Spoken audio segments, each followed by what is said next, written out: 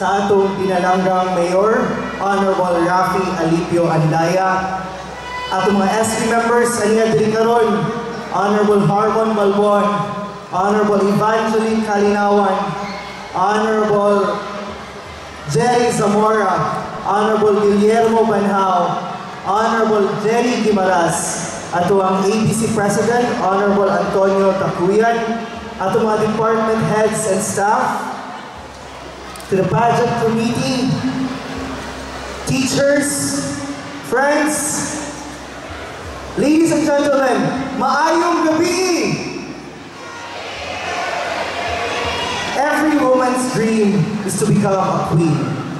And tonight, this is just the beginning of our 12 young, cute, beautiful Manhuyudlon kiddos in reaching those dreams.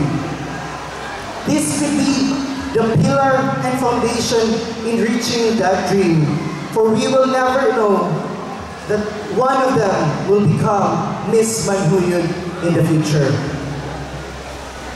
Together with the pageant committee and the Fiesta Directorate, we have decided and come up to bring back Little Miss Manhuyud for so many reasons. One, to boost the confidence of our young kids. Second, to gain friends. Third, to hone and sharpen their talents and capabilities. Lastly, to be able to cooperate and learn to participate in our community. Isip kita mga Manhuyudlon, usa kita katibuok pamilya, usa ka pamilya diri sa atong lungsod.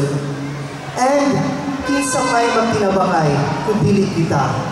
Tonight, we are showcasing the talents and skills of our young ones, for we will never know sila in the future.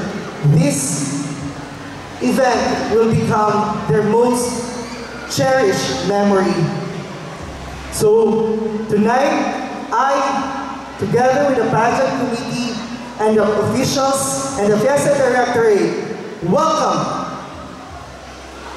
you tonight in the search for Little Miss Manhuyud 2024. Good evening.